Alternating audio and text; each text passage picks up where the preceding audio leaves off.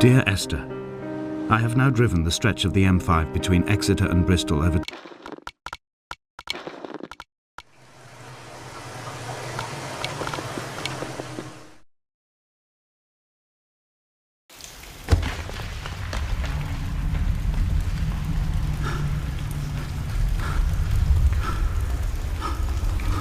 From here, this last time, I have understood there is no turning back. The torch is failing along with my resolve. And hear the singing of the sea creatures from the passages above me, and they are promising the return of the gulls.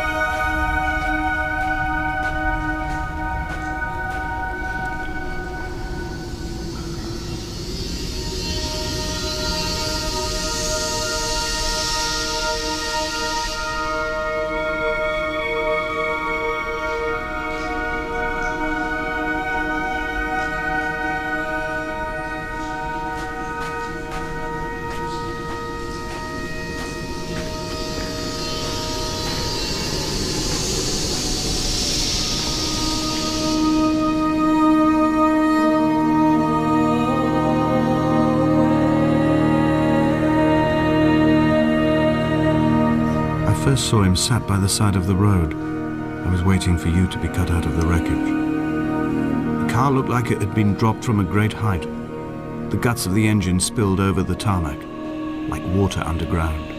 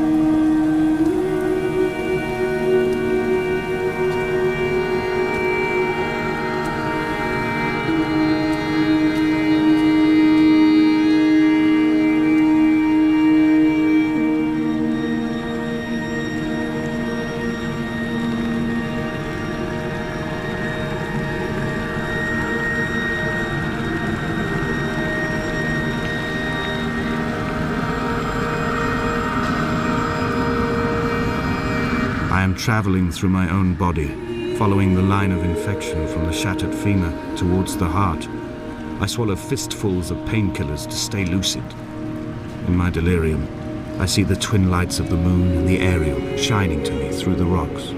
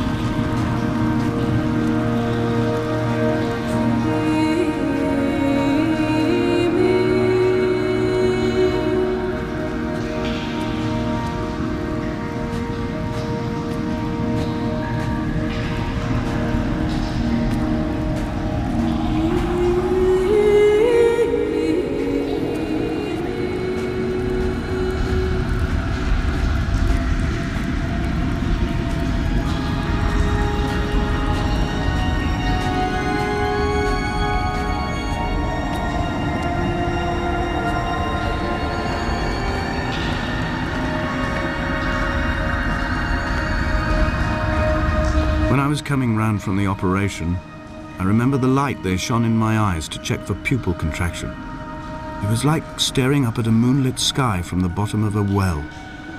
People moved at the summit, but I could not tell if you were one of them.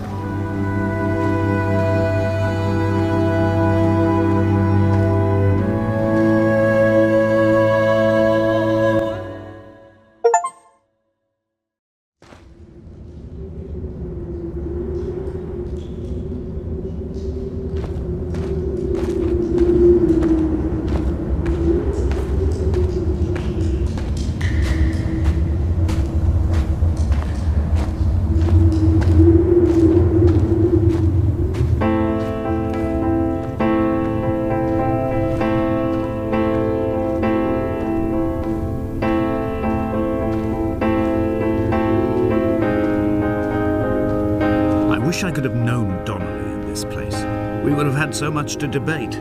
Did he paint these stones or did I? Who left the pots in the hut by the jetty? Who formed the museum under the sea? Who fell silently to his death into the frozen waters? Who erected this godforsaken aerial in the first place? Did this whole island rise to the surface of my stomach, forcing the gulls to take flight?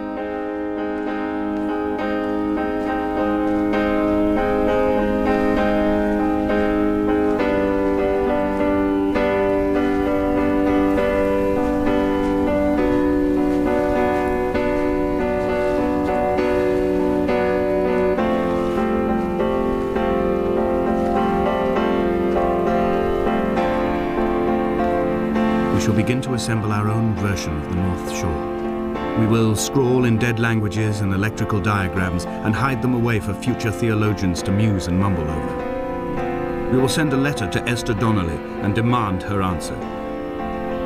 We will mix the paint with ashes and tarmac and the glow from our infections. We will paint a moon over the Sanford Junction and blue lights falling like stars along the hard shoulder.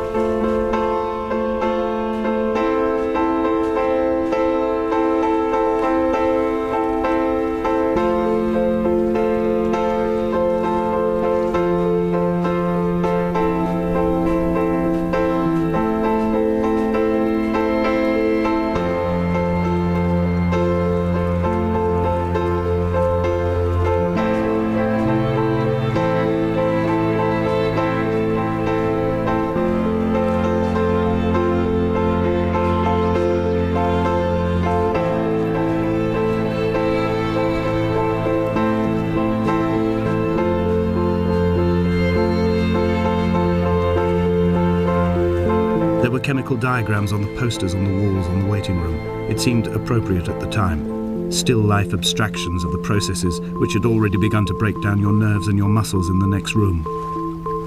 I crammed diazepam as I once crammed for chemistry examinations. I am revising my options for a long and happy life.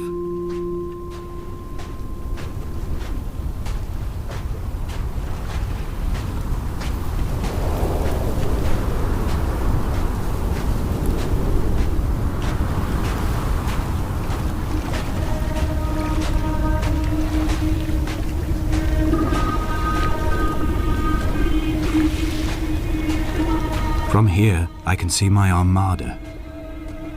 I collected all the letters I'd ever meant to send to you, if I'd have ever made it to the mainland, but had instead collected at the bottom of my rucksack, and I spread them out along the lost beach. Then I took each and every one, and I folded them into boats. I folded you into the creases, and then, as the sun was setting, I set the fleet to sail. Shattered into 21 pieces, I consigned you to the Atlantic, and I sat here until I'd watched all of you sink.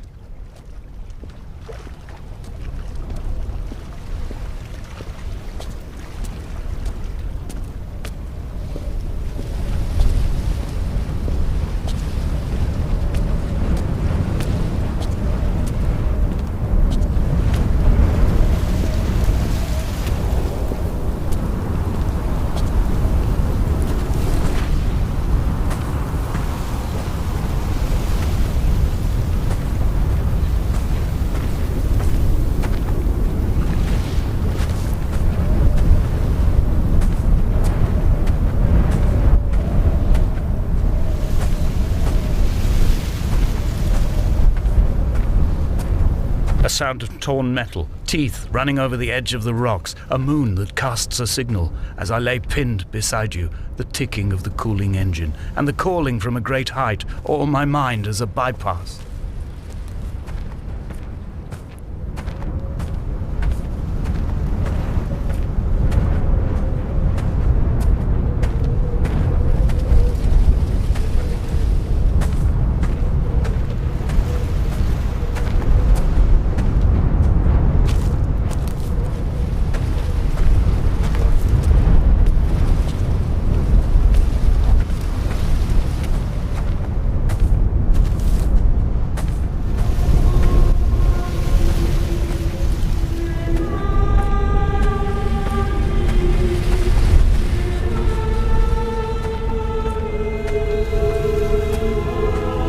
begun my voyage in a paper boat without a bottom.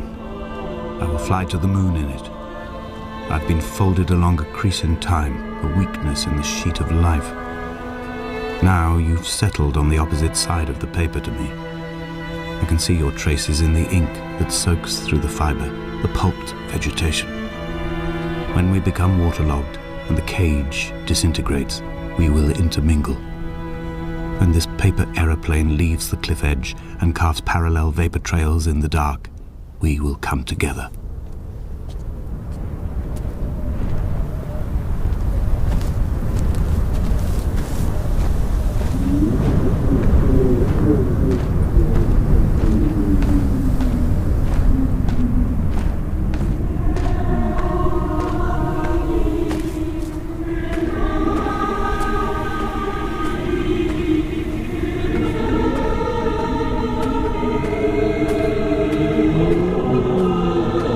If only Donnelly had experienced this, he would have realized he was his own shoreline, as am I.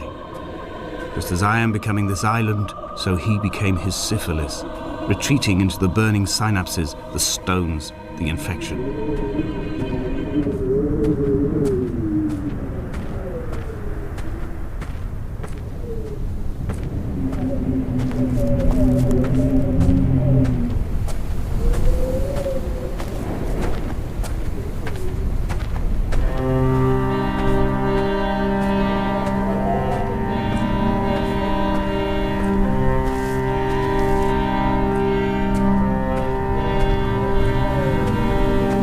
Headlights reflected in these retinas. Too long in the tunnels of my island without a bottom. The sea creatures have risen to the surface, but the gulls are not here to carry them back to their nests. I've become fixed, open and staring, an eye turned on itself. I've become an infected leg whose tracking lines form a perfect map of the junctions of the M5. I will take the exit at mid-thigh and plummet to my Esther.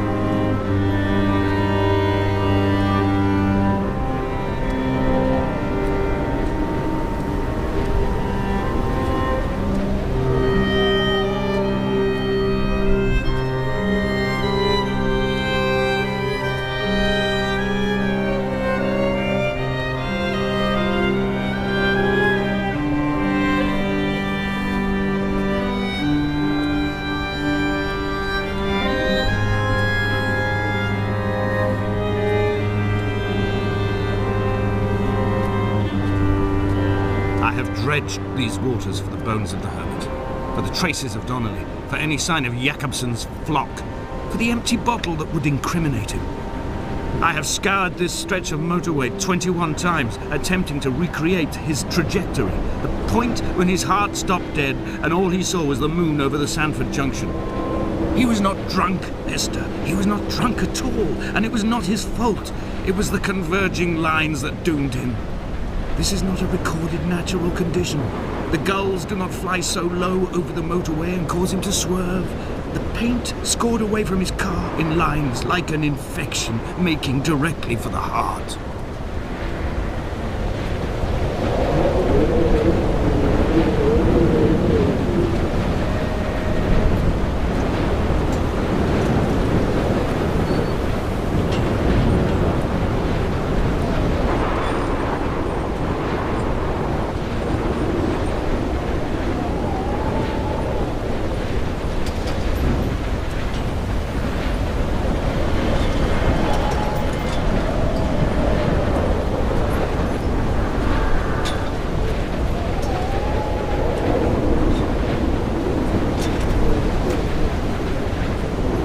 We will leave twin vapor trails in the air, white lines etched into these rocks.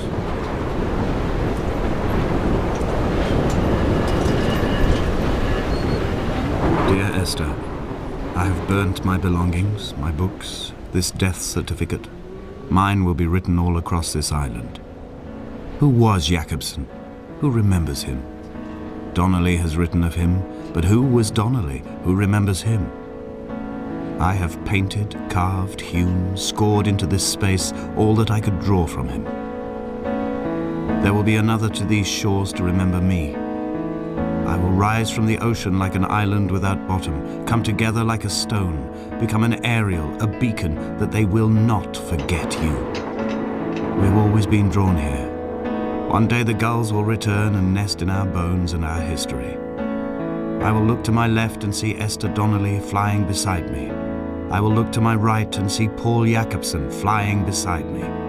They will leave white lines carved into the air to reach the mainland, where help will be sent.